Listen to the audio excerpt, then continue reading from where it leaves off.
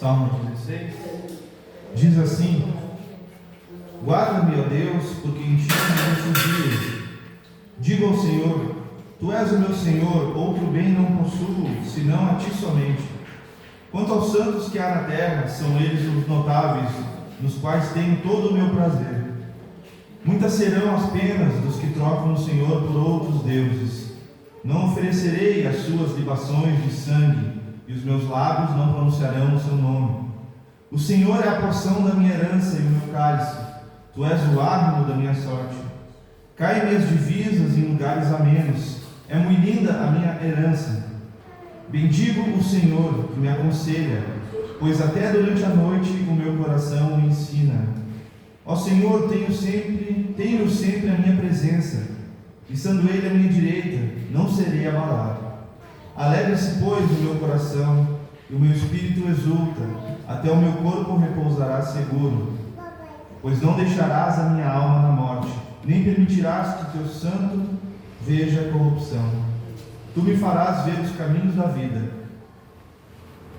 Na tua presença há plenitude de alegria, na tua destra delícias perpetuamente. Vamos orar. Senhor, obrigado, Pai, por mais esse domingo, por mais oportunidade de estarmos unidos e te cultuar, Senhor. Obrigado porque Tu és o Deus que nos guarda de todo mal, que nos livra de todo mal.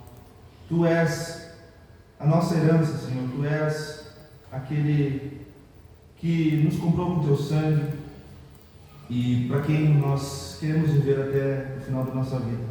Nós Te louvamos, Pai, nesse domingo, nessa manhã, porque Tu és digno de receber toda a honra, toda a glória e todo o louvor. Oramos em nome de Jesus. Amém. Amém.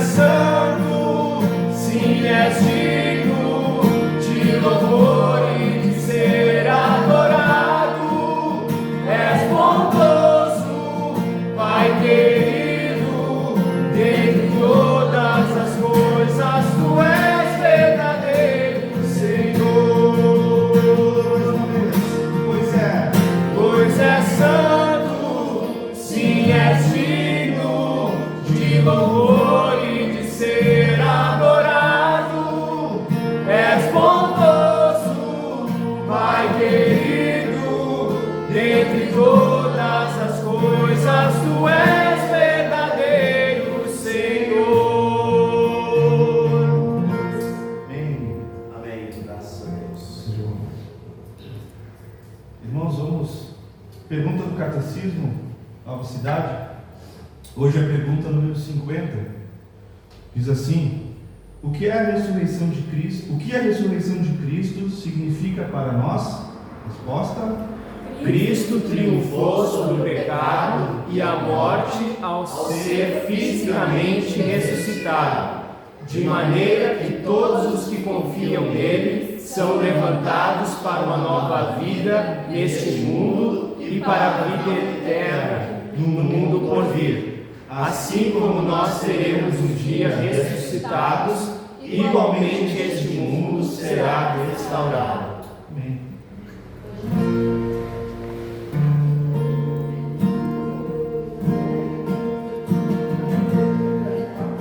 Graças eu te dou, Pai, pelo que Jesus pagou, sacrifício de amor que me comprou.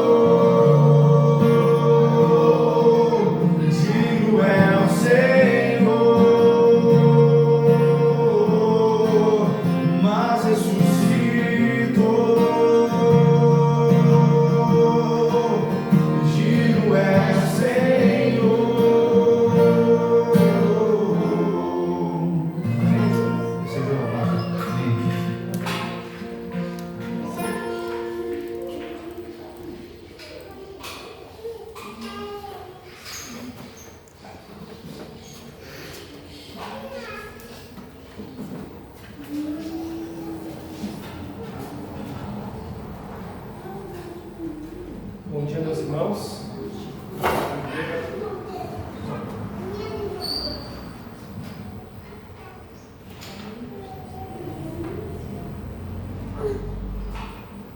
Só um pouquinho.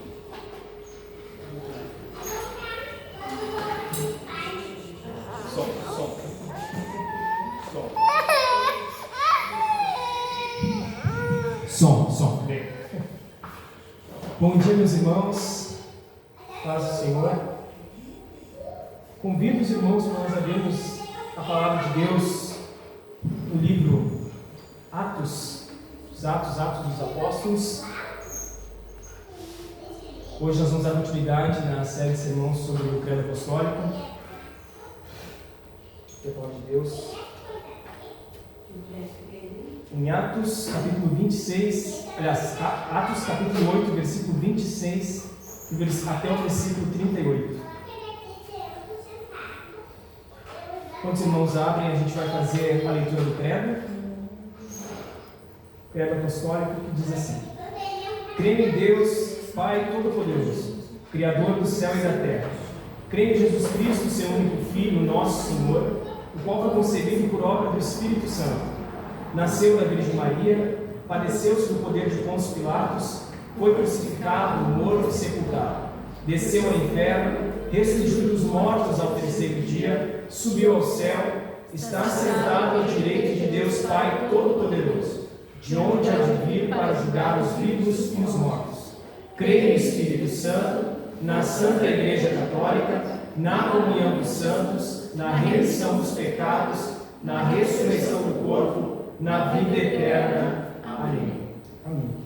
Hoje nós vamos nos debruçar um pouco mais sobre o artigo do credo em que diz seu único Filho, nosso Senhor. A proposição máxima desse sermão seria a seguinte: a identidade de Cristo como o fator, ou o fator máximo para o conhecimento da plenitude e da perfeita eficácia da obra redentiva. Basicamente sobre isso que nós vamos ver hoje. O texto base então é Atos capítulo 8, versículo 26 a 38, que os irmãos podem acompanhar na projeção ou nas suas Bíblias, que diz o seguinte: um anjo do Senhor falou a Filipe dizendo: dispõe-te e vai para o lado sul, no caminho que desce de Jerusalém a Gaza. Este se acha o deserto. Ele se levantou e foi. Eis que um etíope, eunuco, alto oficial de Cândace, rainha dos etíopes, o qual era superintendente de todo o seu tesouro que viera adorar em Jerusalém, estava de volta, e assentado no seu carro vinha lendo o profeta Isaías. Então disse o Espírito a Filipe: aproxima-te desse carro e acompanha-o. Correndo Filipe ouviu o eunuco, ouviu ele ler o profeta Isaías, perguntou: compreendes o que vens lendo? Ele respondeu: como poderei entender se alguém não me explicar? E convidou Filipe para subir e sentar-se junto a ele. Ora, a passagem da escritura que o eunuco estava lendo era essa: foi levado como ovelha ao matadouro e como um cordeiro mudo perante o seu tosqueador. Assim ele não abriu a boca. Na sua humilhação lhe negaram justiça.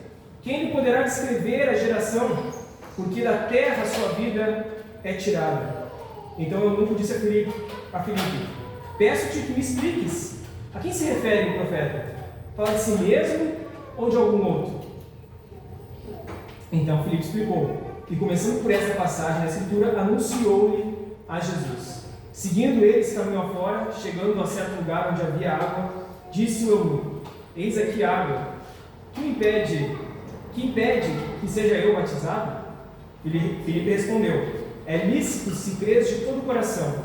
E respondendo ele disse: creio que Jesus Cristo é o Filho de Deus. Então mandou para o carro, ambos desceram a água e Filipe batizou o eunuco. Vamos orar. Senhor Deus, nós agradecemos o teu santíssimo nome pela tua misericórdia, pela tua graça, pela tua bondade. Louvado seja o teu santíssimo nome, Senhor. E nesse momento do teu culto, do culto que nós oferecemos ao Senhor, nós possamos meditar na tua palavra com o coração aberto, cheio de fidelidade, cheio de compromisso com a fidelidade da tua Escritura. Que essa tua palavra possa ser exposta de maneira íntegra, fiel, e que o Senhor venha a edificar os nossos corações com a pregação da tua palavra, Senhor. Nós te louvamos, nós agradecemos ao teu santíssimo nome. Em nome de Jesus. Amém. Podem sentar, irmãos. Conta-se certa vez um pregador famoso, aí que provavelmente todos aqui conhecem, ele estava pregando numa universidade sobre a expiação, né? E daí um dos estudantes que se encontrava naquele espaço da universidade, ele se levanta e pergunta para o pregador ele faz a seguinte pergunta, né? Como pode ser que o sofrimento de um só homem, por algumas horas ali numa cruz, salve uma multidão de pessoas, como você está dizendo? Como pode ser que o sofrimento de um homem pendurado no madeiro, sozinho, morrendo, sofrendo, pode salvar uma multidão de pessoas, como você está dizendo? E pela graça de Deus, o pregador em questão era Paul Washer. E a resposta que ele deu para esse estudante da universidade foi uma resposta muito profunda, né? muito bonita. Ele disse o seguinte: você quer saber como um homem só, morrendo por algumas horas no madeiro, pode salvar uma multidão de homens de uma eternidade no inferno? Eu te respondo, é porque esse homem vale mais do que todos eles juntos. Se você pegar montanhas, se você pegar os montes, tomar parte disso tudo, se você pegar todos os planetas, todas as estrelas, toda a forma de beleza, tudo que canta, tudo que resplandece, todo o cosmos, e coloca tudo isso numa balança, e depois colocar Cristo do outro lado da balança, ele vai pesar mais. Ele vai pesar mais. Essa foi a resposta, né, que Paul Washer deu a esse estudante. E para que nós possamos compreender de maneira mais plena o que Cristo fez na cruz, nós precisamos necessariamente saber quem Ele é. Quem Ele é. Para que nós possamos ter um entendimento pleno da obra de Cristo na cruz, nós precisamos compreender quem Ele é. E o mundo cria a todo tempo as suas formas e expressões de um Cristo. Há diversos retratos, nas mais diversas galerias ao redor do mundo, de Jesus. Segundo o Sproul, essa multiplicidade de retratos da pessoa de Jesus revela a confusão que existe no mundo sobre a identidade de Jesus de fato. E não só no campo das artes, mas até no meio acadêmico. Jesus ele é tratado como um camaleão, cada hora ele assume uma cor, cada hora ele assume uma identidade diferente diante do mundo. E o Sproul diz assim no livro Quem é Jesus? Ele diz: o que os eruditos descobriram através do véu foi um Jesus criado à imagem deles mesmos, de acordo com seus próprios preconceitos. Vejam só, os liberais do século XIX acharam um Jesus liberal. Os existencialistas acharam um herói existencial. Os marxistas descobriram um revolucionário político na pessoa de Jesus. Os idealistas acharam um Jesus idealista. E os pragmáticos descobriram um Cristo pragmático. E ainda mais, hoje em dia, qualquer movimento que seja contrário ao cristianismo, que discorde do cristianismo, muitas vezes ele assume o próprio Cristo, ou ele molda um Cristo de acordo com a sua ideologia para usar contra os próprios cristãos mesmo. Em debates na internet, apavorados, sempre se fala, mas Jesus isso, Jesus aquilo, sempre um Jesus filtrado à sua própria ideologia. Sempre um Jesus aparado, moldado à sua própria ideologia. Tem uma história bem interessante, de um homem que bateu na porta de um agricultor uma vez e disse: olha, eu sei fazer de tudo que me colocar para fazer, eu sei fazer e faço muito bem feito, e eu estou precisando de emprego. O agricultor achou que interessante: não, vamos te testar então, vamos lá. E a primeira tarefa que ele entregou para aquele homem foi para cortar lenha, para a lareira. O que o cara fez em pouquíssimo tempo. O agricultor ficou feliz e disse: ó, realmente tu é bom. A segunda tarefa que ele deu foi arar o campo. O que o cara fez em pouquíssimas horas. Fez muito rápido. Arou o campo todo que aquele agricultor tinha em pouquíssimo tempo. E daí o agricultor, já muito feliz, achando que tinha encontrado um Hércules moderno, um cara extremamente habilidoso, forte, realmente um pastor eficiente. Ele dá uma outra tarefa, ele diz: agora tu vai lá no galpão e tem uma pilha enorme de batatas ali, eu quero que tu faça o seguinte: separe essas batatas em duas vasilhas. Numa vasilha tu vai colocar as batatas de primeira qualidade e na segunda vai colocar as batatas inferiores. E diz que depois de algum tempo o agricultor volta lá e olha para aquela pilha quase não mexida, olha para as vasilhas com meia dúzia, três batatas numa, 3 batatas noutra, e pergunta: por que tu está demorando tanto para fazer essa tarefa? E o homem, com uma expressão de derrota, diz o seguinte: na vida algumas decisões são muito difíceis de fazer. Na vida algumas decisões são muito difíceis de fazer. Esse moldar Cristo a partir de suas próprias perspectivas, de suas próprias filosofias, preconceitos, conceitos, aparando aquilo que não é conveniente, as suas convicções, mantendo somente aquilo que parece correto, é um trabalho que causa mais confusão a respeito da identidade verdadeira de Cristo. Mas um Cristo assim, reciclado, aparado, moldado, um Cristo que é encaixado em alguma linha de pensamento, em alguma filosofia, em alguma ideologia, não pode redimir ninguém. Qualquer redução de Jesus a um grande mestre, a um revolucionário, a um humanitário, são uma diminuição do ser de Jesus e por isso são uma ofensa, é uma blasfêmia contra o Senhor diminuí-lo a somente a um grande mestre, a somente um revolucionário. E para que nós possamos compreender o que Jesus fez, nós precisamos compreender quem Ele é. Para compreender a cruz, é preciso que nós conheçamos e compreendamos quem é o Cristo que esteve na cruz. E este Cristo da cruz, nós o conhecemos plenamente por meio da Palavra de Deus. Por meio da Palavra de Deus. O eunuco aqui da história que nós vemos em Atos, ele estava lendo uma passagem que falava a respeito desse Cristo. Isaías 53, né? E é claro que na época não havia ainda o cânon bíblico completo, né? Não havia o Novo Testamento organizado como nós temos hoje, mas o eunuco estava lendo Isaías 53, né? Uma passagem, talvez uma das mais grandiosas, mais belas a respeito do sofrimento vicário de Cristo. Uma das passagens que durante a minha vida eu li inúmeras vezes, porque é uma passagem tremenda, muito bonita mesmo. Só que o eunuco não conseguia entender a quem o texto se referia. Sobre quem Isaías estava falando em Isaías 43. Quem era o homem sofredor? E o Filipe, então, ele falou sobre o Cristo que Isaías 43 anunciava, que era o servo sofredor, e provavelmente expandindo aqui o que se sabe das indagações do eunuco, provavelmente ele se perguntava, tá, mas quem é esse que tomou sobre si as nossas enfermidades e as nossas dores levou sobre si?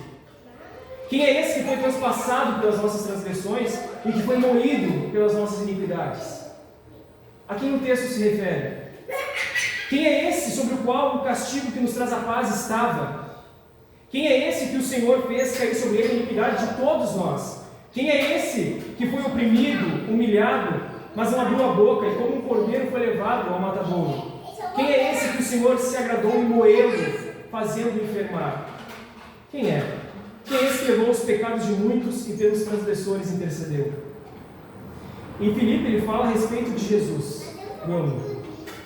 E mais adiante, no versículo 37, o eunuco confessa a sua fé. Creio em Jesus Cristo. Creio que Jesus Cristo é o Filho de Deus. Creio que Jesus Cristo é o Filho de Deus após a compreensão de quem era o Cristo do texto. Porque a nossa fé não está fundamentada numa cruz, num sacrifício, num ato, num acontecimento. Nossa fé está fundamentada na pessoa de Jesus Cristo, que faz todas essas coisas. Porque se Jesus não fosse o Filho de Deus, de nada valeria a cruz, e benefício nenhum partiria dela. Se Jesus não fosse o Filho de Deus, ele também não seria o nosso Senhor, como nós confessamos no credo. A glória e a eficácia desse ofício, dessa obra, do que ele faz, depende inteiramente da dignidade de quem ele é. Depende inteiramente da dignidade da pessoa que realiza essas coisas. E é sobre esse assunto profundo a respeito da pessoa de Jesus Cristo que nós nos debruçaremos hoje. O que nós confessamos crer quando confessamos crer em Jesus Cristo, seu único Filho, nosso Senhor. Porque o que esses títulos dizem a respeito da pessoa de Jesus, como eles nos ajudam a ter uma compreensão mais profunda da sua obra redentora e quais benefícios nós, como igreja, temos a partir da compreensão de quem é a pessoa de Jesus. É sobre isso que nós vamos falar hoje. E a partir do primeiro ponto, primeira proposição do sermão, é a seguinte: a identidade de Cristo como unigênito de Deus é o que possibilita a filiação adotiva dos cristãos. Vejamos aí Atos dos Apóstolos 8, versículo 37. Filipe respondeu: é lícito se crês de todo o coração. E respondendo ele, disse: creio que Jesus Cristo é o Filho de Deus. Então, seu único filho, né, que é a que nós confessamos o credo. Porque sim, nós cremos que Jesus é o Filho de Deus. Nós cremos que Jesus é o Filho de Deus, seu único Filho. Mas nós não cremos, por exemplo, como no arianismo, que argumenta que Jesus ele é unigênito ou primogênito de toda a criação, e por ser um unigênito e primogênito de toda a criação, ele deveria ter um começo. Então ele iniciou em algum momento da história. Jesus ele seria um ser criado, a primeira e mais exaltada criatura, mas ainda assim uma criatura. O arianismo ele excluía a possibilidade da divindade de Cristo. Colocava Cristo como uma criatura superior. E somente o Pai seria o Deus supremo e imutável, não Jesus. Então nós cremos que Jesus é o Filho de Deus, mas não como no arianismo. Nós também não cremos que Jesus é o Filho de Deus como no sabrianismo, ou modalismo também, que defende que Jesus não é uma pessoa distinta do Pai e do Espírito Santo, mas que Jesus seria um dos três aspectos, um dos três modos com os quais Deus se manifesta. Às vezes ele se manifesta como Pai, às vezes ele se manifesta como Filho, às vezes Deus se manifesta como Espírito Santo. Eu nunca esqueço uma vez que eu era mais novo, devia ter uns 13 anos de idade mais ou menos, e o meu pai ele foi convidado para pregar numa igreja, um amigo dele, e o cara disse assim: olha, tu tá livre, prega o que tu quiser, só não vem com esse negócio de Deus Pai, Deus Filho, Espírito Santo, aqui é só Deus, esse negócio. E eu não tinha ainda conhecimento da teologia reformada nem nada, mas aquilo me caiu muito estranho, né? Até porque, poxa, é tão pouca coisa que São Bento bom, né? Só a Santíssima Trindade. Então ele só pode pegar o que quiser, mas nada de Deus Pai, Deus Filho e Deus Espírito Santo. Porque o sabrianismo, o modalismo, ele nega também a Santíssima Trindade. Não existe a Santíssima Trindade. Nós não cremos também que Jesus é Filho de Deus, como no socinianismo, que defende que Jesus ainda possui uma natureza divina. Ele era humano, assim como as doutrinas anteriores que a gente viu, que também negavam a Trindade, e na visão sociniana, Jesus não era pré-existente, e que ele havia recebido poderes e autoridades divinas de Deus, mas sem a natureza divina. Então também nós não cremos assim, porque nós cremos que Jesus é o Filho de Deus, ele é o próprio Deus. Nós não cremos também que Jesus é o Filho de Deus como no paganismo. No mundo antigo, imperadores, reis, heróis, seja na mitologia, eles eram comumente chamados de deuses ou filhos de Deus, né? Como por exemplo aconteceu a deificação do imperador César, né? Não é esse tipo de filiação que cremos sobre Jesus. Não é assim que nós cremos que Jesus é o Filho de Deus. Também não cremos que a filiação de Jesus seja igual à nossa, porque nós somos filhos de Deus. Eu sou filho de Deus, vocês são filhos de Deus, mas nós não cremos que a nossa filiação seja a mesma filiação de Jesus, que ele é filho que nem a gente. Porque nós somos criaturas de Deus, nós somos criados por Deus. E nos tornamos filhos de Deus por causa de Cristo e pela graça. Nós somos filhos por adoção, e Cristo não é filho por adoção. Deus nos adotou como filhos, mas Jesus ele não é um filho adotivo. Então o que nós cremos, meus irmãos? O que nós cremos quando nós confessamos ser o único Filho? O que nós cremos quando todo domingo nós viemos para cá, quando em casa nós fazemos nossos devocionais e dizemos juntos, né? Crê em Jesus Cristo, seu único Filho, nosso Senhor. O que nós estamos afirmando que cremos com essa declaração? Seu único Filho, nosso Senhor. Que Jesus é o Filho natural de Deus. Ernst Mayr ele vai dizer o seguinte: o que para nós é uma questão de graça, para Jesus Cristo é uma questão de natureza eterna. Se por nós é uma graça nós sermos adotados por Deus, Jesus Cristo é Filho, porque isso é de sua natureza eterna. Cristo não foi criado, mas gerado eternamente. E o que isso quer dizer? O que quer dizer que Cristo é gerado eternamente? Que Jesus não é uma criatura, mas Deus. Que Jesus tem a mesma natureza divina e eterna do Pai e do Espírito Santo. Ele tem a mesma natureza divina do Pai e do Espírito Santo.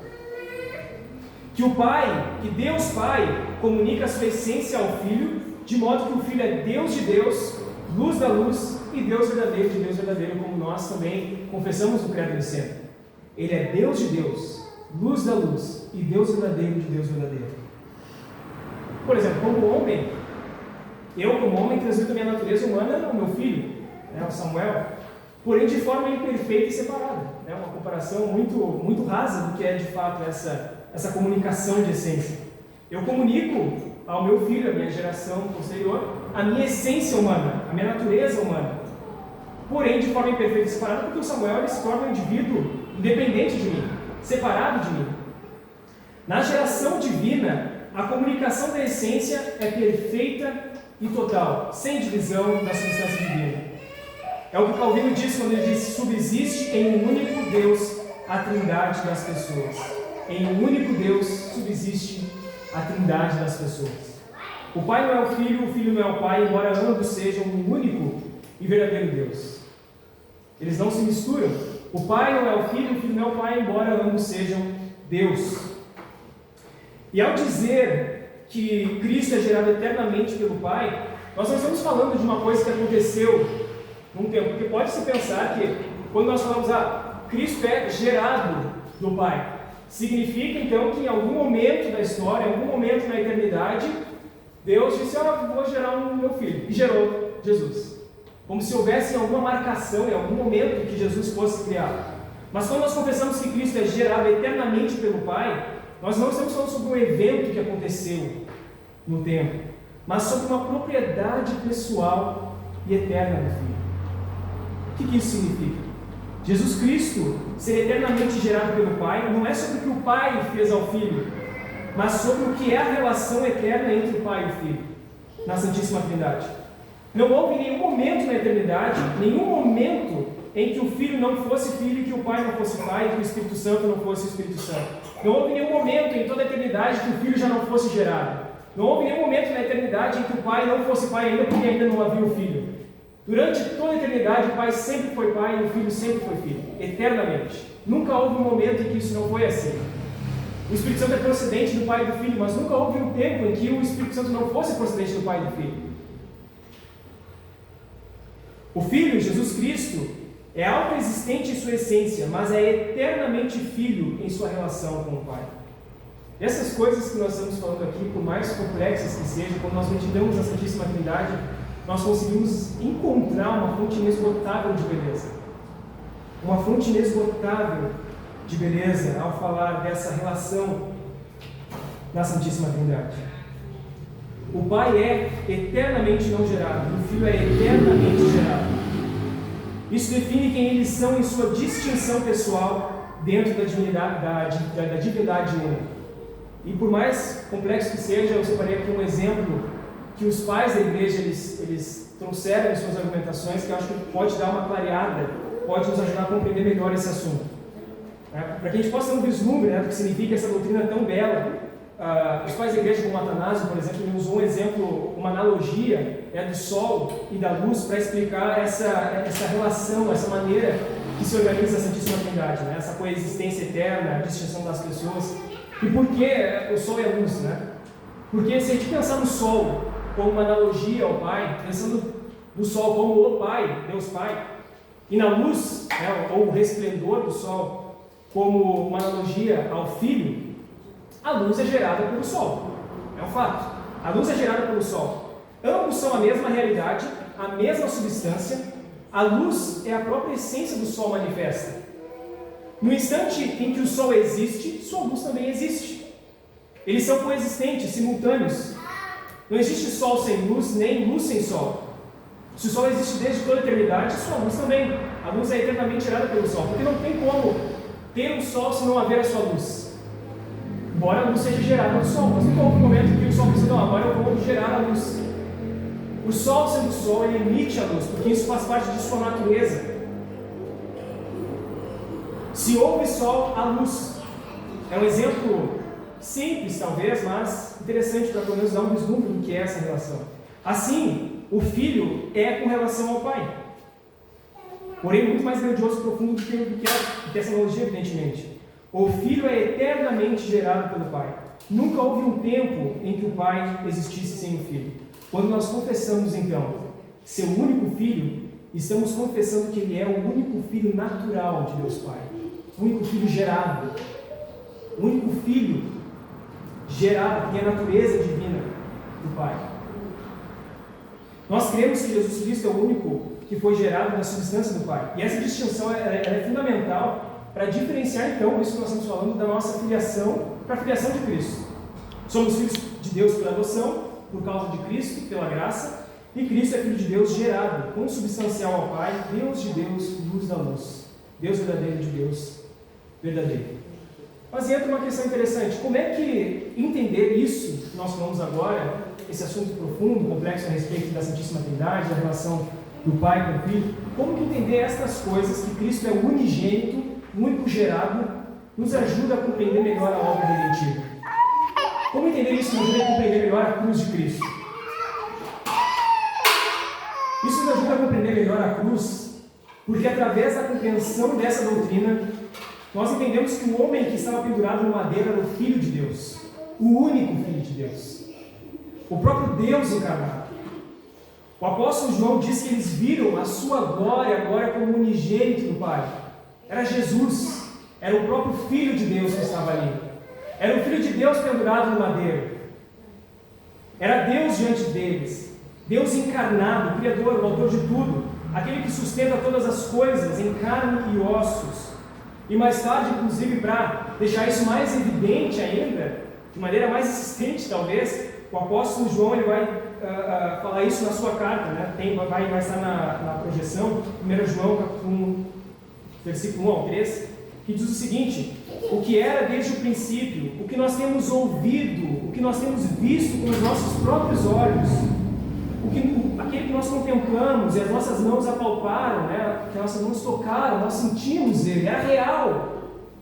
Com respeito ao verbo da vida, a vida se manifestou e nós a temos visto e dela damos testemunho e vou anunciamos. A vida eterna, a qual estava com o Pai, nos foi manifestada. O que temos visto e ouvido, olha o meio enfático dessas afirmações: nós vimos com os nossos olhos, nós ouvimos com os nossos ouvidos, as nossas mãos tocaram nele, nós tocamos no Filho de Deus, ele estava entre nós. Não é como também algumas doutrinas que são heresias, que tentam diminuir a humanidade de Cristo como se ele não fosse humano de fato. João está sendo muito claro: nós tocamos, nós vimos, nós ouvimos, nós interagimos com ele. Ora, nossa comunhão é com o Pai e com seu Filho Jesus Cristo. E pensando no Deus homem diante dos discípulos, ali na história do barco no meio da tempestade, todos nós conhecemos a história em que os discípulos se encontravam no meio da tempestade, Jesus estava dormindo ali no barquinho, né? Stanley Martin escreveu uma música lindíssima pensando nisso, né? E o nome da canção é Prelúdio para o Deus Homem. E ele fala assim: quem é? Quem é o homem que tranquilo ressona e sonha em meio à tempestade? Quem é? Parece tão indiferente à violência das ondas que podem tragá-lo. Quem é? Talvez não deva ser outro. Este homem no barco, ao meu lado, é Deus. Quem é? Quem é o homem nesse barco? Quem é? O mar e o vento me obedecem. Quem é? Depois que fala é calmaria, mas eu tremo, eu morro de medo, porque não deve ser outro. O homem neste barco, ao meu lado, é Deus. De que me vale essa bonança do lado de fora dessa embarcação, se ali na proa está alguém que sabe muito bem de todas as tormentas do meu coração? Eu quero me lançar aos seus pés, a sua luz é tão intensa que eu temo morrer ali. E ele finaliza de maneira extraordinária também, ele fala assim: quem é? Quem é? É toda santidade. Quem é esse homem? Diante dele eu sou flagrado. Melhor que eu tiver naufragado no barco, para longe, bem longe, a não ser que perdoe. Porque não pode ser outro. Esse homem no barco ao meu lado é Deus. Extraordinária nós tentarmos imaginar, né, essa questão dos discípulos dizendo: olha, ele estava ao nosso lado, nós vimos, nós ouvimos ele falar, nossas mãos tocaram. Ele era o Filho de Deus, o único Filho de Deus, gerado do Pai. Mas também nós entendemos melhor a obra redentiva, porque eu, você, nós como igreja, só podemos ser recebidos na família de Deus, porque o Filho eterno de Deus assumiu a nossa natureza e nos uniu a si mesmos em sua obra redentiva. Nós só podemos ser feitos filhos de Deus, porque o Senhor Jesus Cristo era o Filho eterno de Deus. Herman Bavinck, ele argumenta, né, que a nossa adoção como filhos depende inteiramente da filiação natural de Cristo. Depende inteiramente da filiação natural de Cristo. Se Jesus fosse mais apenas um filho adotivo, que nem a gente, que tivesse vagado no meio de nós, ou apenas um homem que detém um carinho especial de Deus, como também as heresias que a gente falou antes estavam falando, ele seria só mais um necessitado da graça, assim como nós. Né? Alguém que precisasse da graça divina e não alguém que fosse a fonte da graça divina entre nós. A exclusividade do único filho é a base para a inclusão de muitos outros filhos na glória. A exclusividade do Filho de Deus como Filho único de Deus, único gerado, é a base para que muitos outros filhos sejam inclusos ou incluídos na glória. Nós só podemos ser filhos, ser tidos como filhos de Deus por conta dessa filiação natural de Jesus, porque Jesus é o Filho verdadeiro, eterno de Deus. Por isso que diz lá em Gálatas 3:26, pois todos vós sois filhos de Deus mediante a fé em Cristo Jesus. Em João 1:12 também diz o seguinte, mas a todos quantos receberam, deu-lhes o poder de serem feitos filhos de Deus, a saber, os que creem em seu nome. Isso é extraordinário, meus irmãos. Eu, a Josi, a Vá, a Alisson, a Jéssica, todos nós só podemos ser tidos como filhos de Deus. Todos nós que estamos aqui só podemos ser tidos como filhos de Deus porque Jesus Cristo, o verdadeiro Filho de Deus, assumiu a nossa natureza, se esvaziou da sua glória e pagou os nossos pecados na cruz, ressuscitou. E é por conta dessa natureza divina, por conta dele ser o verdadeiro Filho de Deus, é que nós podemos ser filhos de Deus também, por adoção. Porque a partir da sua obra ele nos une a si mesmo, nos dá o poder de sermos feitos filhos de Deus. Mas entra outra questão também, como entender isso, que Cristo é o unigênito de Deus? Como isso pode fortalecer a nossa fé e nos capacitar a sermos cristãos melhores nesse mundo? Como que o entendimento de que Cristo é o Filho unigênito de Deus fortalece a nossa fé e nos torna cristãos melhores? Em primeiro lugar, pela segurança e pela garantia da nossa filiação. Somos feitos filhos porque o Filho de Deus encarnou, nos redimiu e nos uniu a Ele. A firmeza da nossa filiação está firmada na obra de Jesus. O fato de eu ser filho de Deus está firmado na obra de Jesus Cristo. Eu sou filho de Deus por conta da obra do Senhor Jesus Cristo. Você é filho de Deus por conta da obra de Jesus Cristo. Não por qualquer obra, não por qualquer merecimento, não porque Deus quis dar um carinho especial para ti, mas justamente e unicamente, exclusivamente por conta da obra redentiva do Senhor Jesus Cristo na cruz. A filiação eterna e natural de Cristo é fundamental para a nossa concepção de Deus como amor eterno e relacional. Isso é muito interessante também, porque o Bavinck ele vai argumentar que Deus é Pai primariamente porque Ele é o Pai do Filho. Ele é o Pai do Filho, do Deus Filho. Sua paternidade sobre nós é derivada. Sem o Filho eterno, Deus poderia ser Criador, Deus poderia ser Rei. Se não houvesse o Filho de Deus, Ele poderia ser Criador, poderia ser Rei, mas não seria eternamente Pai. O que alteraria fundamentalmente a nossa concepção dele mesmo, né, de Deus, como um Deus de amor eterno, relacional. Nós só oramos Pai Nosso, e nós oramos Pai Nosso em primeiro lugar porque Deus é Pai, Pai de Cristo, Pai do seu Filho único. E por causa dele, por causa desse Filho único, nós somos feitos filhos também e podemos orar Pai Nosso. Nós podemos usufruir deste amor profundo, paternal, por causa do nosso Senhor Jesus Cristo. E nesse sentido também, nós aprendemos que Deus é Pai, e esse Deus ser Pai não é uma figura para que nós humanos, nas nossas relações de paternidade, compreendamos, né, a relação de Deus com seu filho, ou a relação de Deus com os seus filhos adotivos. Não. Mas a nossa relação humana entre pais e filhos aponta para a realidade superior e perfeita da paternidade de Deus. Não é a nossa paternidade que faz Deus levar alguma coisa para nos comunicar, para nos se relacionar com a gente. Mas é o fato dele ser Pai que a nossa paternidade aponta para a paternidade dele. John Piper escreveu uma vez que a paternidade boa, que a boa paternidade aponta para Deus. Que ser um bom pai aponta diretamente para a paternidade de Deus. Ele disse que os pais aprendem a ser pais olhando para a paternidade de Deus. Aprendemos a tratar os nossos filhos olhando para como Deus trata os seus filhos. E os filhos aprendem sobre paternidade de Deus, aprendem sobre a paternidade de Deus olhando para os seus pais. Deus criou a paternidade à sua própria imagem. Mas também isso fortalece a nossa fé, isso nos torna cristãos melhores, porque a identidade de Cristo como Filho unigênito de Deus concede, por meio de sua obra redentiva, uma identidade única e maravilhosa para o seu povo. Nós somos filhos amados de Deus. Essa é a nossa identidade como cristãos. Nós somos filhos de Deus, filhos amados de Deus. Acima de qualquer papel que você possa desempenhar na sua vida, acima de qualquer ofício que você venha assumir nessa vida, seja de trabalho, seja de reconhecimento, seja um título, um adjetivo, uma nomeação, algum status, acima de tudo isso e para além de tudo isso, você é filho de Deus. Nós somos filhos de Deus.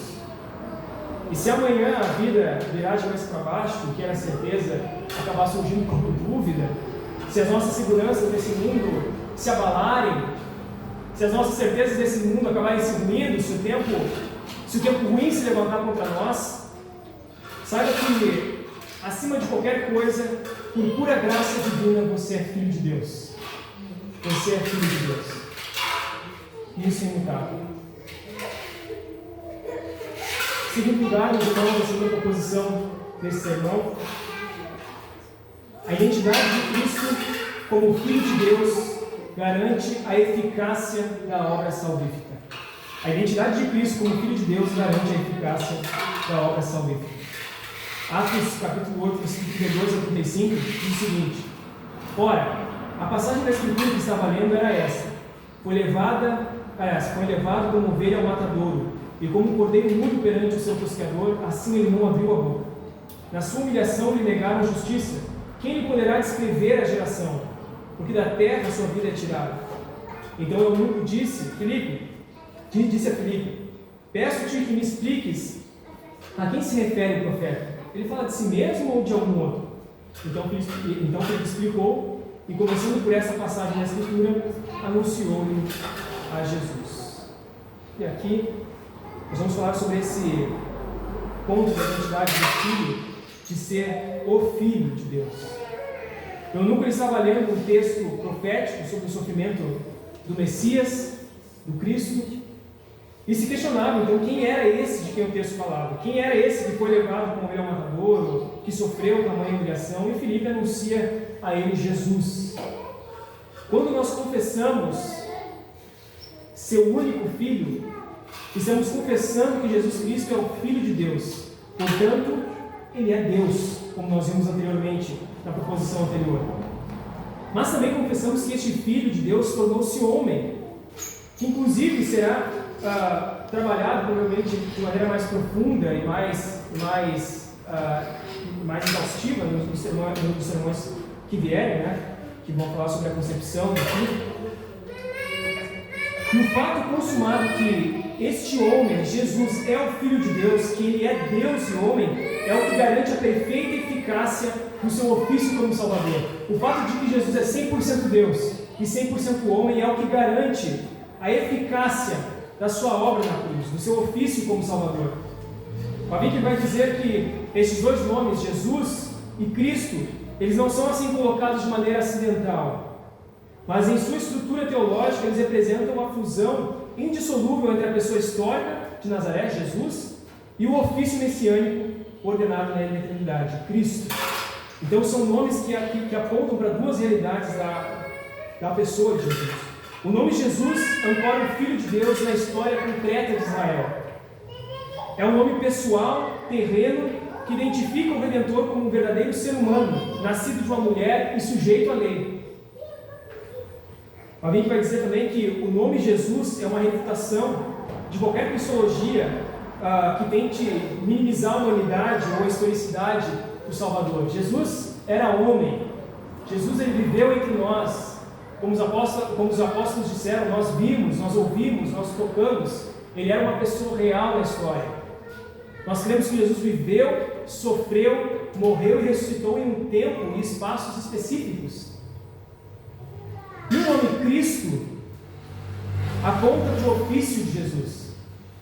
Como muito bem foi explicado no último sermão pelo William, qual é o tríplice ofício, né, de Jesus, que o William trouxe na semana passada? Ele é profeta, sacerdote e rei. Esses são os três ofícios de Jesus. A confissão de que Jesus é o Cristo significa reconhecer que nele convergem todos os tipos de mediação estabelecidas por Deus na antiga aliança. Tudo que mediava Deus e o homem converge em Cristo e se cumpre em Cristo. Quando nós confessamos que Jesus é o Cristo, quando nós confessamos Jesus Cristo, nós estamos afirmando que este homem histórico foi divinamente investido de autoridade para revelar a vontade de Deus, então como profeta, para satisfazer a vontade divina, como sacerdote, e governar a criação, como rei, os três ofícios. Nós cremos que Jesus é plenamente homem e plenamente Deus. É o que ensina a doutrina da união hipostática. Na única pessoa de Jesus Cristo coexistem duas naturezas completas e distintas, a natureza divina e a natureza humana. Como está escrito na Confissão de Westminster, vai estar na projeção também, as duas naturezas inteiras, perfeitas e distintas, a divindade e a humanidade, foram inseparavelmente unidas em nossa pessoa, sem conversão, composição ou confusão. Essa pessoa é verdadeiro Deus e verdadeiro homem, porém um só Cristo, o único mediador entre Deus e o homem.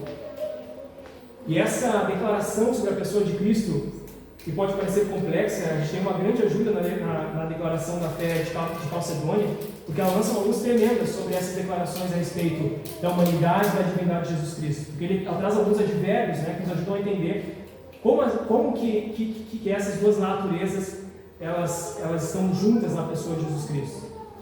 Primeiro, ela vai dizer que não tem confusão. A natureza divina e humana não se misturam, formando uma terceira natureza, como se eu pegasse um copo de água, um outro de vinho, misturasse num só copo, virasse uma terceira substância, né? Um copo de suco de uva, um copo de suco de laranja, misturasse, virasse um outro suco. Elas não se misturam, formando uma terceira natureza. A divindade permanece divindade, a humanidade permanece humanidade. Também tem o fato de que não há mudança, a divindade ela não se transformou em humanidade e nem a humanidade foi absorvida pela divindade. Também não há divisão, Cristo não é dois, mas Ele é um só. Não são duas pessoas agindo juntas, né, em perfeita harmonia, em concerto. As naturezas não são duas partes separadas, Cristo é uma pessoa indivisível. E também não há separação. As duas naturezas estão unidas para sempre nesta única pessoa e jamais serão separadas. E meus irmãos, como entender essa realidade a respeito da pessoa do Filho de Deus, que é 100% homem e 100% Deus, nos ajuda a compreender melhor a obra redentiva? Como essa compreensão profunda a respeito da natureza do Filho de Deus nos ajuda a entender melhor a obra da cruz? Em primeiro lugar, porque era necessário que Cristo fosse homem. Era necessário que Cristo fosse homem, mas também fosse Deus para a plena eficácia do seu sacrifício. O Emerson Maia vai dizer o seguinte, que era necessário que o homem levasse sobre si a culpa do pecado, cumprindo o aspecto condenatório da lei, mas ao mesmo tempo que fosse Deus para poder cumpri-la, suportando a justa ira de Deus, conferindo valor eterno ao seu sacrifício.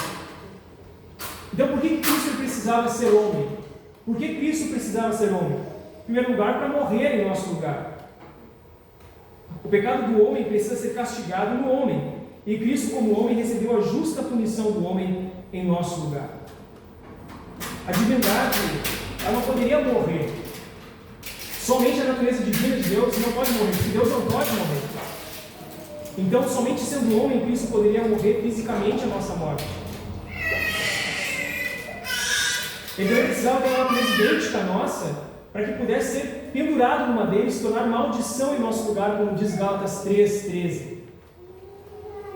Cristo precisava ser homem também para obedecer em nosso lugar, para cumprir a lei em nosso lugar. Cristo viveu de maneira perfeita, amando Deus de todo o seu coração, cumprindo perfeitamente a lei de Deus. Nunca houve um momento sequer, na trajetória de Cristo, nunca houve um momento sequer em que Jesus Cristo não estivesse amando Deus de todo o coração, de toda a sua alma, de todo o seu entendimento. Nunca houve um momento sequer em que Jesus Cristo não estivesse cumprindo perfeitamente a lei. Sua obediência, então, ela foi imputada a nós. Como Lutero dizia, na cruz, ele tomou a nossa desobediência e nos deu a sua obediência. Então, para isso que Cristo também precisava ser homem. Mas ele precisava ser homem também para ser o nosso sumo sacerdote. Para ser um misericordioso e fiel sumo sacerdote, ele precisaria ser homem. Um homem capaz de se compadecer das nossas dores, das nossas fraquezas. Tendo sido tentado em todas as coisas, a nossa semelhança, mas sem pecado, como diz Hebreus 4,15. E por que Cristo precisava ser Deus? Para suportar a ira de Deus. Porque nada em toda a criação, como Paul Washer ele fala no início do sermão, quando eu comentei a resposta que ele deu àquele estudante, nada seria capaz de suportar o peso da ira de Deus. Montanhas, cosmos, se pega tudo, nada pode resistir à ira divina.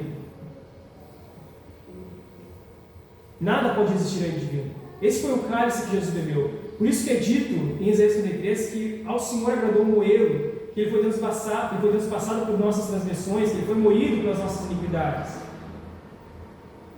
E Cristo precisava ser Deus também para dar valor infinito ao seu sacrifício. Se ele sendo o Filho de Deus, seu sacrifício tem um valor infinito, capaz de satisfazer a justiça de Deus por todos os eleitos de uma vez por todas.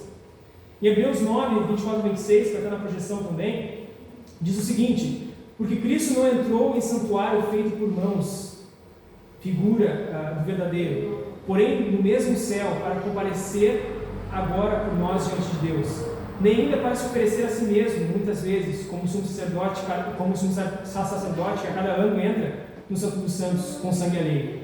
Ora, neste caso seria necessário que ele tivesse que sofrer muitas vezes, desde a fundação do mundo. Agora, porém, ao se cumprir os tempos, se manifestou uma vez por todas para aniquilar pelo sacrifício de si mesmo o pecado. Então Jesus precisava ser Deus para conferir esse valor infinito ao seu sacrifício, para que de uma vez por todas ele pagasse pelos nossos pecados, para que não precisasse ser feito um novo sacrifício, mas para que de uma vez por todas a justiça de Deus fosse saciada. Era necessário que Cristo fosse Deus para vencer a morte e garantir a salvação, porque o mero homem ele poderia morrer, mas não poderia derrotar a morte. Por ser Deus, o Filho unigênito, ele é o próprio autor da vida. Ele tinha poder não apenas de dar a sua vida, mas também de reavê-la, como diz em João 18. Mas veja bem, meus irmãos, essas duas pessoas diferentes, essas duas naturezas diferentes, elas não são pessoas com missões distintas. Diz lá no Catecismo Maior de Westminster, que vai estar na projeção também, a resposta da pergunta número 40, o seguinte: era necessário que o mediador que havia de reconciliar o homem com Deus fosse Deus e homem, e isso em uma só pessoa, para que as obras próprias de cada natureza fossem aceitas por Deus a nosso favor e que nós confiássemos nela como as obras da pessoa inteira. Quando Cristo passou pelos sofrimentos da cruz, embora ele tenha experimentado o sofrimento na cruz, na pessoa humana, na sua natureza humana, o sofrimento ele pertence à pessoa inteira. Em Atos 28, 21 diz o seguinte: atendei por vós e por todo o rebanho sobre o qual o Espírito Santo nos constituiu bispos, para pastoreardes a igreja de Deus, a qual ele comprou com o seu próprio sangue. Isso é interessante porque o sangue é humano, o sangue pertence à natureza humana, mas está sendo atribuído aqui à pessoa divina. Deus comprou com o seu próprio sangue. E como entender, então, meus irmãos, como entender isso a respeito da pessoa de Jesus Cristo, das suas duas naturezas, sendo ele 100% homem, 100% Deus? Como isso fortalece a nossa fé e nos capacita a sermos cristãos melhores nesse mundo? Compreender essas verdades, elas fortalecem a nossa fé, porque nós passamos a compreender a suficiência da nossa salvação em Jesus. O nosso Redentor, sendo homem, foi castigado pelos nossos pecados, e por ser Deus, seu sacrifício tem peso infinito. Nossos pecados estão pagos de uma vez por todas.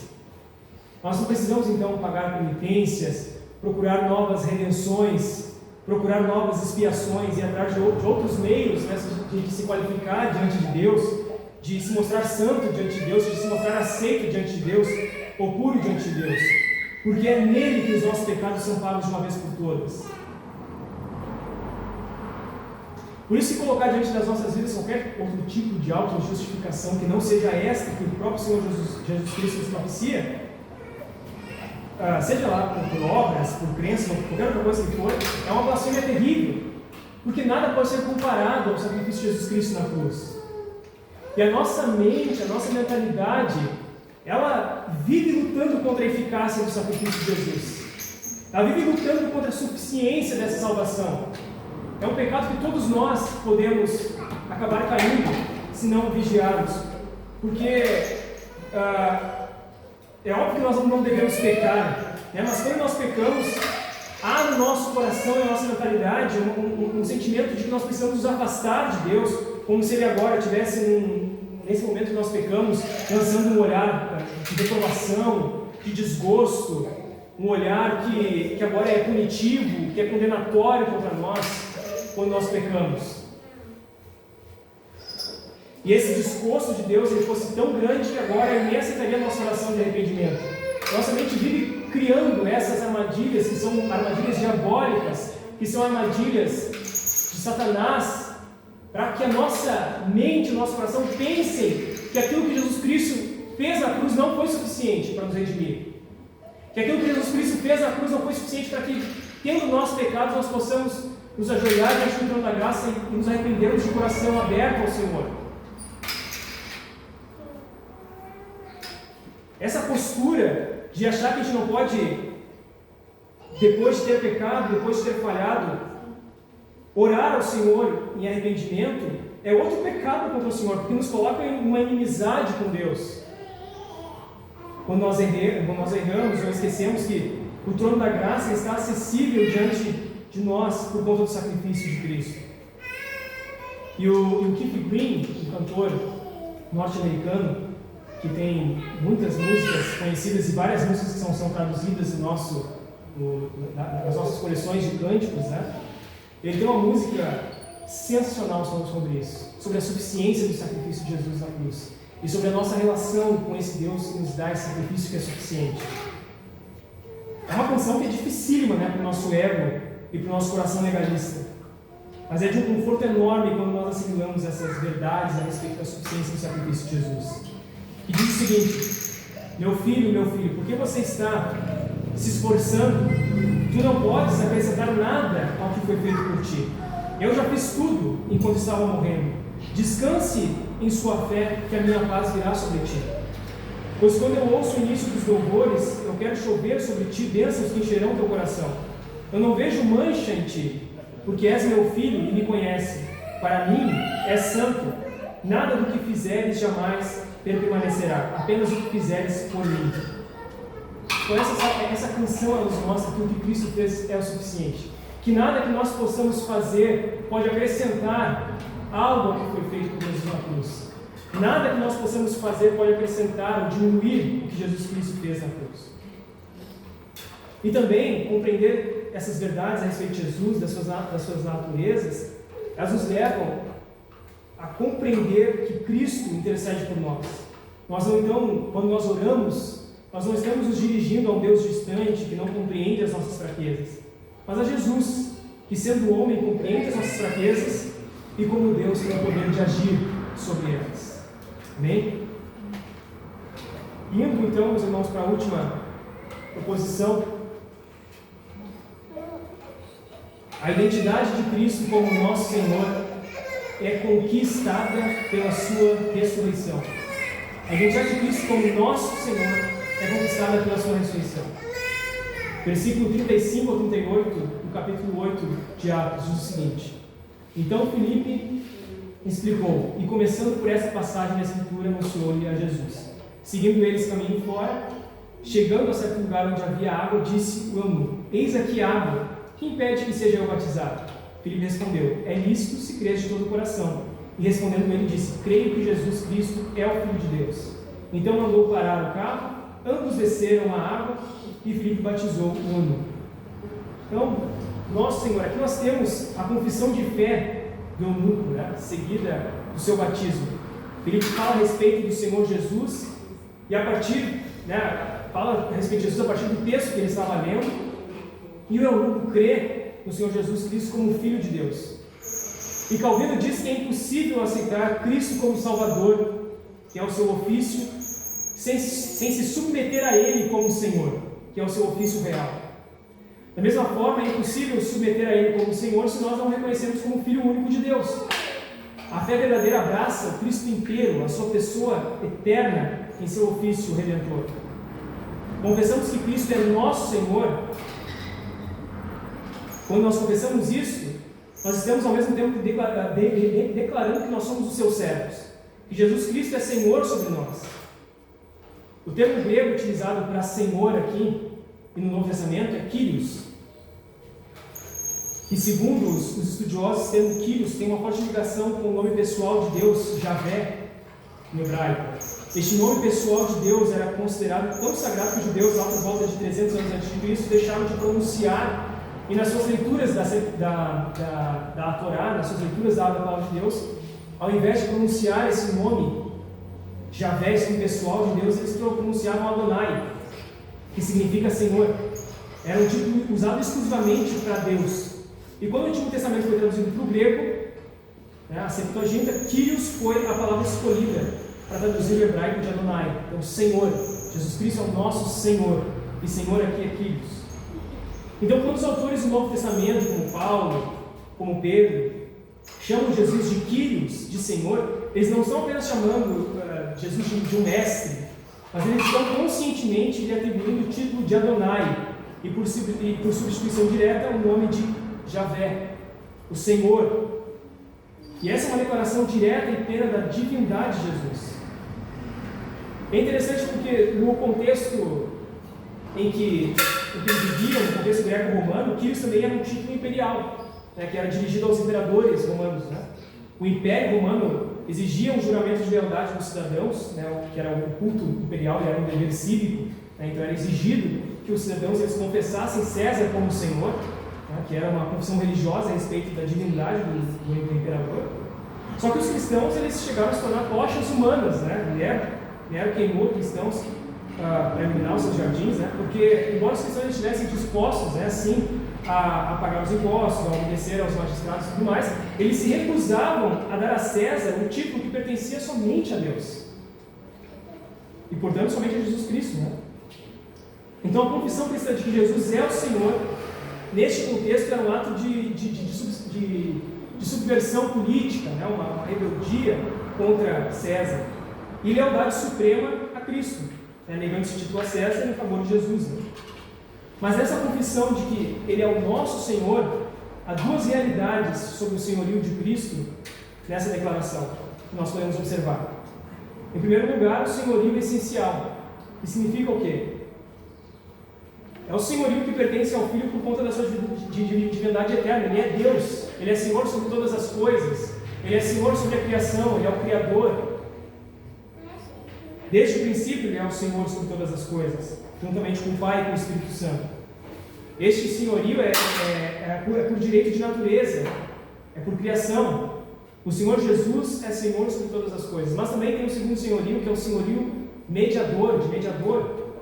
Este senhorio Cristo comprou com sangue. É um senhorio que foi conferido e adquirido como recompensa por sua obediência e sofrimento através da sua humilhação e da sua exaltação. E quando nós falamos e confessamos o credo, crê em Jesus Cristo, seu único Filho, nosso Senhor, o senhorio que está em foco no credo é esse. O senhorio que Ele comprou com sangue. Em Filipenses 2, no versículo 8 ao 11, que estará na projeção também, diz o seguinte: a si mesmo se humilhou, tornando-se obediente até a morte e morte de cruz. Pelo que também Deus o exaltou sobremaneira e lhe deu um nome que está acima de todo nome, para que o nome de Jesus se dobre todo o joelho, nos céus, na terra e debaixo da terra, e toda língua confesse que Jesus Cristo é Senhor, para a glória de Deus Pai. Romanos 14, 9 também está na projeção, diz o seguinte: foi precisamente para esse fim que Cristo morreu e ressurgiu, para ser Senhor tanto de mortos como de vivos. Olha que interessante, foi precisamente para esse fim que Cristo morreu. e ressurgiu, para ser Senhor tanto de mortos como de vivos. Indo para o final, meus irmãos, como que entender, então, que Jesus é o nosso Senhor, esse senhorio de Cristo, nos ajuda a compreender melhor a obra redentiva de Jesus na cruz? Porque na cruz, Jesus, o Rei do Universo, não estava apenas expiando os nossos pecados, mas também estava conquistando o direito legal de governar sobre aqueles que Ele redimiu. É um senhorio fundamentado na justiça que Ele fez. Ele é Senhor porque Ele é Redentor. Ele é o nosso Senhor porque Ele nos redimiu, porque Ele nos comprou com alto preço, com o seu sangue precioso. A ressurreição de Cristo é a inauguração desse senhorio, é a prova indispensável da vitória de Jesus. A ressurreição provou que o pagamento foi aceito e que a morte foi derrotada. E quando nós confessamos nosso Senhor, estamos confessando que o Senhor Jesus é Senhor sobre todas essas coisas, sobre as nossas vidas, sobre a igreja, sobre o seu povo. E Ele adquiriu esse senhorio ao nos comprar com o seu sangue na cruz. Como diz o Catecismo de Heidelberg, nós confessamos isso também. A pergunta 1, que pergunta qual o seu fundamento na vida e na morte. E lá na resposta nós dizemos o seguinte: a Ele pertenço em corpo e alma, na vida e na morte, não pertenço a mim mesmo. Com seu precioso sangue, Ele pagou por todos os meus pecados e me libertou de todo o domínio do diabo. Confessar o nosso Senhor é reconhecer que fomos comprados por um preço alto e que somos propriedades exclusivas de Cristo. E isso implica uma renúncia à autonomia humana e uma submissão total à vontade de Deus, esse nosso Senhor. E como entender isso também nos ajuda a sermos cristãos melhores no mundo e também fortalece a nossa fé. Como entender que Jesus é o nosso Senhor, fortalece a nossa fé e nos capacita a sermos cristãos melhores. Porque nós compreendemos que o nosso Senhor é Senhor absoluto sobre todas as coisas.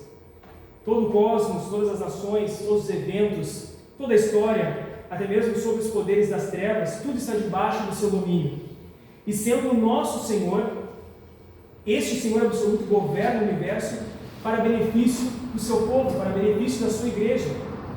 Ele governa os acontecimentos da história, a ascensão e queda de impérios, ele ergue impérios, derruba impérios, ele faz com que a ciência progrida, faça com que a cultura progrida, faça com que ela retroceda. Ele manipula, ele mexe, ele controla soberanamente sobre todas as coisas, sobre a história, para assegurar a reunião e a preservação dos eleitos e a vinda final do seu reino. Esse domínio soberano e absoluto sobre todas as coisas nos assegura que nada pode nos separar do amor de Deus, porque todas as coisas estão sob o comando do nosso Senhor Jesus Cristo. Nada pode nos separar do amor de Deus, porque tudo Ele coordena para o bem daqueles que o amam, para o bem da sua igreja. Este domínio soberano e absoluto sobre todas as coisas nos leva a servir a Cristo como nosso Senhor em todas as áreas da nossa vida, reconhecendo o seu senhorio cósmico sobre todas as coisas. Ele é Senhor sobre o meu trabalho, Ele é Senhor sobre a minha vida com a minha família, Ele é Senhor quando eu ia para a escola, Ele é Senhor em todas as áreas da minha vida. O seu senhorio não se limita aos cultos dominicais, não se limita aos momentos espirituais que eu tenho de oração, seja lá o que for. O seu senhorio é sobre todas as áreas da minha vida, e em todas as áreas da minha vida eu tenho que servir a Ele. Tenho que servir ao Senhor no trabalho, tenho que servir ao Senhor na escola, servir ao Senhor nas minhas relações com parentes, com os amigos, porque mesmo nessas relações e mesmo nessas áreas Ele é Senhor. Ele é Senhor absoluto. E quando nós confessamos que o Senhor Jesus é o nosso Senhor, nós compreendemos também que a fé é comunitária, porque Ele é o nosso Senhor. Nós não confessamos que Ele é meu Senhor, mas Ele é o nosso Senhor. Confessar o senhorio de Cristo é se colocar na comunhão dos santos. É reconhecer que a gente faz parte de um corpo maior, que atravessa eras e atravessa nações. A igreja é um lugar onde esse senhorio de Jesus é reconhecido e celebrado liturgicamente, como nós fazemos aqui.